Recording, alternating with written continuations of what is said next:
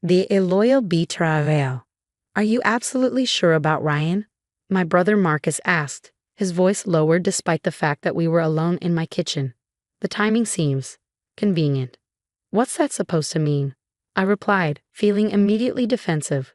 Ryan had been my best friend for 6 years, my business partner for 4, and the one person who had stood by me through everything, including my messy divorce last year. Marcus sighed, running a hand through his prematurely graying hair. At 35, just 2 years older than me, he sometimes acted like he was my father instead of my brother. Ethan, come on.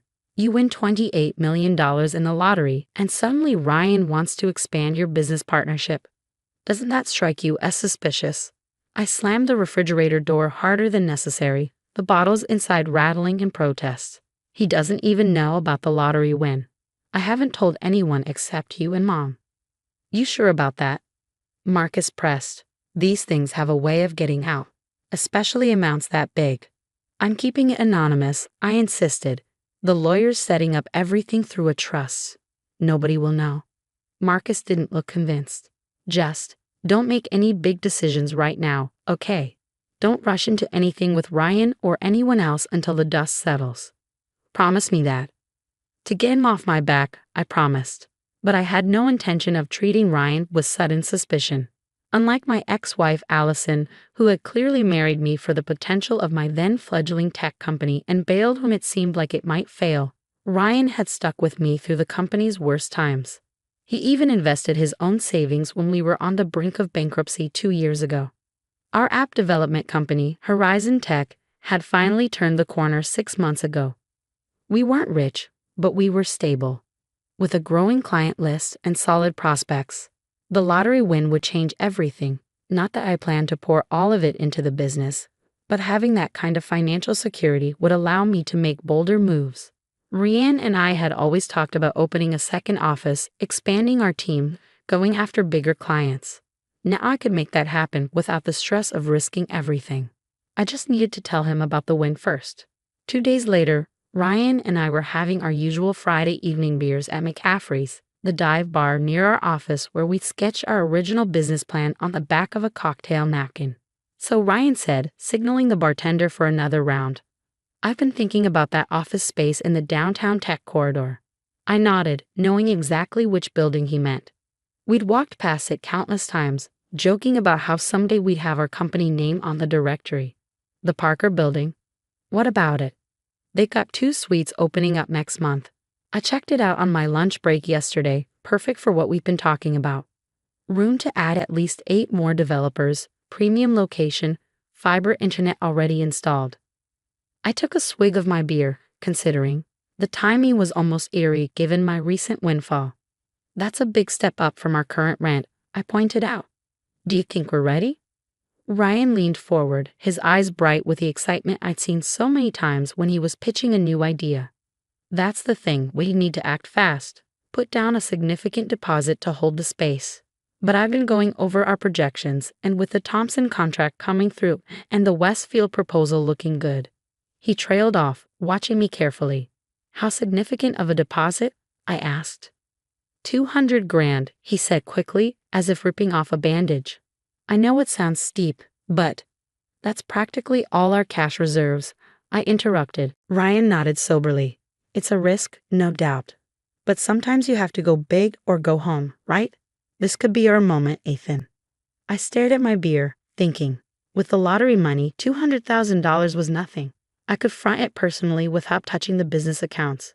But Marcus's warning echoed in my head. Let me think about it over the weekend, I said finally. It's a big decision. Was it my imagination, or did disappointment flicker across Ryan's face? Sure, of course, he said easily. No rush. Well, some rush. They want an answer by Wednesday. But take the weekend. The conversation shifted to other topics, but I found myself studying Ryan in a way I never had before. We'd been friends since meeting at a tech conference in Chicago. He was charismatic, smart as hell, and had an infectious enthusiasm that balanced my more cautious nature perfectly. We'd built Horizon from nothing together, weathering setbacks and celebrating small victories. Was it really so suspicious that he wanted to expand now, just when we were finally seeing consistent profits? Or was Marcus making me paranoid? That night, I couldn't sleep. Around 2 a.m., I found myself staring at my laptop screen, looking at the Parker Building's leasing information. The available suites weren't even advertised on their website yet. On a whim, I called the building's after-hours security desk. Parker Building Security, this is Jim. Hi Jim, sorry to call so late. This is Ethan Reynolds with Horizon Tech. I'm supposed to meet someone tomorrow to view some available office space, but I seem to have lost the contact information. Could you tell me who handles leasing? That would be Westside Commercial Properties. But as far as I know, there aren't any vacancies coming up soon. Place is full, waiting list even. A cold feeling spread through my chest. You're sure? I was told there were 2 suites opening next month. Nope. Last vacancy got filled in February. We're at 100% occupancy with everyone locked into multi-year leases. I thanked him and hung up, my mind racing. Why would Ryan lie about available office space? The obvious answer made my stomach turn. He was trying to get me to put up $200,000 for a non-existent opportunity, but that made no sense. Ryan was my friend, my partner. Our company was finally doing well. Why would he try to scam me now? Unless he somehow knew about the lottery win. The next day was Saturday, but I couldn't wait until Monday to get answers. I drove to our office, using my key to let myself in. Ryan and I had the same access to everything: files, accounts, emails, no secrets between partners. Or so I thought. I sat at his desk and turned on his computer. His password was the same one he'd always used, his childhood dog's name plus the year we founded Horizon. I felt guilty for about 3 seconds before the urgency of my suspicions overrode it. For an hour, I found nothing unusual. Client correspondence, project files, personal emails about fantasy football, and plans with his girlfriend. I was starting to feel like a paranoid idiot when I noticed a folder labeled Parker Expansion tucked inside his personal documents. Inside were detailed floor plans of the Parker Building, photos of office interiors, and a draft of a lease agreement. The documents looked legitimate at first glance, but examining them closer, I noticed inconsistencies. The leasing agent's email domain didn't match the company's actual website. The floor plans showed suite numbers that, according to the building directory I'd looked up online, didn't exist. Most damning of all was a spreadsheet titled Investment Recovery, which outlined a plan to secure $200,000 initial capital, followed by a series of transactions that would essentially drain the amount into various accounts while creating the illusion of legitimate business expenses. My friend, my best friend, was planning to steal from me, but $200,000 was a lot of money to risk his reputation and possibly his freedom for. It didn't make sense unless he knew I could easily replace it now. I dug deeper, scanning his email trash folder. There it was, an email from 3 days ago with the subject line, R.E. Reynolds Lottery Confirmation. It had been forwarded from someone at the State Lottery Commission's office to Ryan's personal email. Someone at the commission had leaked my win to Ryan. The email was brief. Confirmed. Ethan Reynolds, $28 million jackpot, claiming through Northern Trust LLC. Payment processing now. Confidential. Do not share this information. I sat back, feeling physically ill. The timing matched perfectly. Ryan had approached me about the investment opportunity immediately after learning about my win. The $200,000 was just the beginning. The spreadsheet showed plans for Phase 2 expansion capital of $2 million once the initial theft was successful. My phone buzzed with a text from Ryan. Hey, thought I saw your car in the parking lot. Everything ok? He must have driven past the office. I texted back. Yeah, just picking up some files I forgot. Working from home this weekend. Cool. Thought more about Parker? My fingers hovered over the screen. I could confront him now, call him out on his betrayal. But something held me back. If I revealed what I knew, I'd lose any advantage of surprise. Still thinking. Talk Monday. Sure thing. Let me know if you want to discuss sooner. I gathered evidence from his computer, taking screenshots and sending them to my personal email before carefully closing everything and shutting down his system. Then I called Marcus. You were right, I said when he answered. Ryan knows about the money, and he's trying to scam me. Marcus didn't gloat or say, I told you so. Instead, he asked the practical question. What are you going to do about it?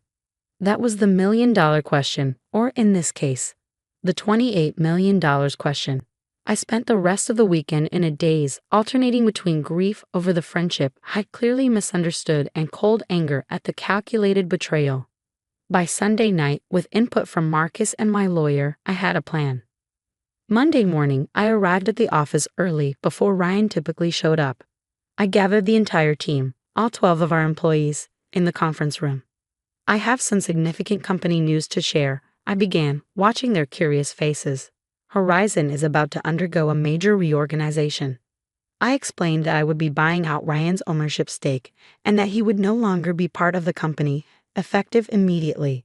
The stunned silence was broken by confused questions, which I answered as diplomatically as possible without revealing the full extent of Ryan's planned betrayal. Ryan has decided to pursue other opportunities, I said, the corporate euphemism tasting bitter on my tongue. I'll be assuming full leadership of Horizon moving forward, with some exciting growth plans I'll share in the coming weeks. As the team filed out, still murmuring among themselves, I prepared for the confrontation I knew was coming. Sure enough, Ryan burst through the office door 20 minutes later, face flushed with anger. What the hell, Ethan? You're forcing me out. After everything we've built together. I gestured to my office. Let's talk privately. Once the door closed behind us, I turned to face the man I trusted more than anyone except my family. I know about the Parker Building scam, Ryan. I know about the fake lease, the plan to drain the $200,000, and the phase 2 where you'd go after $2 million more. The color drained from his face. I don't know what you're talking about. I also know you found out about my lottery win, I continued calmly. Someone at the commission leaked it to you 3 days ago. Ryan's expression shifted from shock to denial to calculating silence as he realized how thoroughly he'd been caught. It wasn't personal, he finally said, his voice quiet. It was just business. Stealing from your best friend is just business. He shrugged, his facade crumbling. You were going to be set for life. 28 million, Ethan. Do you know what I could do with even a fraction of that? All those years we struggled, barely making payroll, eating ramen while refinancing my apartment, and suddenly you hit the jackpot. Where's my reward for sticking with you with this company? Your reward is your ownership stake in a now profitable business that we built together, I said, my voice hardening. At least it was. I slid a document across my desk. This is my offer to buy out your 40% ownership of Horizon. It's generous, more than fair based on current valuation. Sign it, and we're done. No criminal charges, no public exposure of what you tried to do. Ryan glanced at the figure, his eyebrows raising despite himself. It was indeed generous, nearly triple what his stake was worth on paper. And if I don't sign? Then I'll go to the police with evidence of your attempted fraud. I'll contact the Lottery Commission about their security breach. I'll make sure every tech company in a 100-mile radius knows that you tried to steal from your business partner. Your reputation will be destroyed, and you'll likely face criminal charges. He stared at me, a flicker of the old Ryan, the friend I thought I knew, crossing his face. I didn't think you had this kind of ruthlessness in you. Neither did I admitted. But I never thought you'd betray me either, so I guess we're both learning new things about each other. Ryan picked up the pen, his hand hovering over the signature line. For what it's worth, I am sorry. Not for trying, but for getting caught. And for losing your friendship. That part was real, at least at the beginning. Just sign the papers, Ryan. After he left, escorted out by security with his personal belongings in a cardboard box, I sat alone in my office, feeling hollow despite my victory. The betrayal hurt more than I cared to admit. For 6 years, I'd considered Ryan my closest friend, someone I trusted implicitly. Now I had to question every moment, every conversation, every seemingly genuine connection we'd shared. Marcus came by that evening with takeout and beer. How are you holding up? I've been better, I admitted, accepting the offered bottle. Keep thinking about all the moments I missed, signs that should have tipped me off. Don't do that to yourself, Marcus advised, settling into my couch. Some people are just really good at hiding who they really are. Ryan had everyone fooled, not just you. Still, I can't help but wonder if Allison was right about him all along. My ex-wife had never quite warmed to Ryan, claiming there was something calculating behind his friendly demeanor. I dismissed her concerns as jealousy over my close friendship. Even a broken clock is right twice a day, Marcus said with a snort. Allison had her own issues with authenticity. Remember how fast she filed for divorce when Horizon hit that rough patch? I did remember. Allison had claimed she couldn't handle the stress of financial instability, but the speed with which she found a new boyfriend, a successful dermatologist with an established practice, suggested other motives. Maybe I'm just a terrible judge of character, I mused, picking at the label on my beer bottle. Or maybe you see the best in people, Marcus countered. That's not a character flaw, Ethan. The world needs more of that, not less. In the following weeks, I threw myself into rebuilding Horizon, not just structurally after Ryan's departure, but culturally as well. I was more cautious with my trust but worked hard not to let cynicism override my leadership. Using a portion of my lottery winnings now securely managed through my trust. I did lease new office space, not in the Parker building, but in a renovated warehouse in the arts district that better fit our company culture. I promoted our lead developer to CTO and hired additional staff, carefully vetting each candidate. 3 months after Ryan's exit, Horizon was thriving. We'd landed 2 major clients that had previously been out of our reach, and our team had grown to 20 people. The lottery win had allowed me to make strategic investments without the constant financial pressure we'd faced in the early years. Ironically, the betrayal had forced me to step up in ways I might not have otherwise. Without Ryan's charismatic presence to lean on, I'd had to become more confident in my own leadership abilities. One afternoon, as I was leaving a client meeting downtown, I literally bumped into Allison coming out of a restaurant. "Ethan," she exclaimed, looking genuinely surprised. "How are you? I heard about the whole situation with Ryan. That must have been awful." "News travels fast," I observed, wondering how she'd heard. "Text circles smaller than you think," she said with a shrug. "For what it's worth, I'm sorry. I know how close you two were." "Thanks," I said, shifting awkwardly. It was the first time we'd spoken since finalizing our divorce over a year ago. "I also heard Horizon's doing really well now," she continued, an odd note in her voice. "New office, big clients, growing team. You must be working nonstop." "It's been busy," I acknowledged, "but good busy." "How's?" I searched for her boyfriend's name. "Derek?" "Dr. Michael Richardson," she corrected with a slight edge. "And we broke up." "Creative differences," she laughed lightly, touching my arm. "I've actually been thinking about you lately, wondering if we gave up too easily. We had some good times, didn't we?" I studied her perfectly styled hair, designer outfit, and carefully applied makeup. She looked exactly the same as when we were married, but somehow I was seeing her differently. "We did," I agreed, "but I think we both learned what we needed from that relationship." "Well," she said, her smile faltering slightly at my lack of enthusiasm, "maybe we could grab coffee sometime. Catch up properly. 6 months ago, I might have jumped at the chance."